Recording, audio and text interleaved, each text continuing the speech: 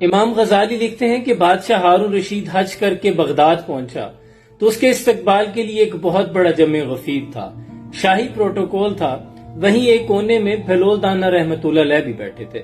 سپاہیوں نے آ کے کہا کہ بابا جی آپ یہاں سے اٹھ جائیں۔ اس پر بھلول دانا نے کہا کہ یہ زمین بادشاہ ہارون رشید کی نہیں، یہ میرے رب کی زمین ہے۔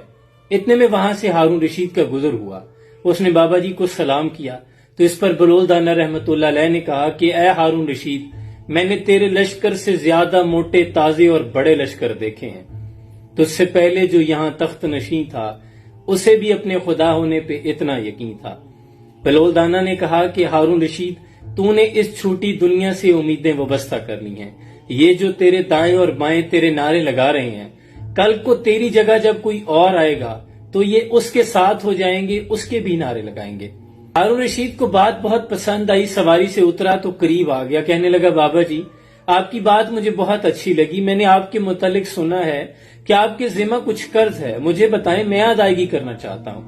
تو اس پر بھلول دانا نے فرمایا یار تو بڑا بے وقوف ہے، میں تجھے سلجھانے کے چکروں میں ہوں، تو مجھے الجھانے کے چکروں میں ہے۔ اچھا یہ بتا تیرا رب کون ہے؟ بادشاہ نے کہا کہ اللہ۔ فرمایا میرا رب کون ہے؟ تو بادشاہ نے کہا کہ اللہ۔ تو اس پر بھلول دانا نے فرمایا کیا ایسا ممکن ہے کہ میرا رب جو اللہ ہے وہ ہارون رشید کو تو دیتا رہے اور بھلول کو بھول جائے؟ اگر وہ یہ چاہتا ہے کہ بھلول دانا مقروض رہے تو مجھے مقروض رہنا پسند ہے، میں نے تجھ سے کوئی امید وابستہ نہیں کی۔ جے سونا میرے دکھ وچ راضی تے سکھاں نو چلے ٹاواں، تے جنہاں دکھاں وچ دل بر راضی سکھ انہاں تو وارے، دکھ قبول محمد بخشا راضی رہن پیارے۔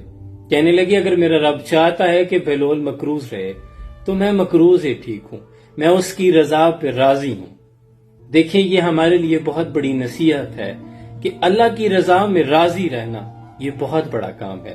اس لیے میرے عزیز اس چھوٹی دنیا سے امیدیں وابستہ کرنا چھوڑ دیں۔ جتنی امیدیں ہوں گی، ایکسپیکٹیشنز آلویز ہرٹ، اتنے زیادہ آپ دکھی ہوں گے۔ مٹا کے اپنی ہستی سراپے جستجو ہو جا، جو تو چاہے گا وہ ہوگا، جو وہ چاہے وہ تو ہو جا۔ سلام پہنچے۔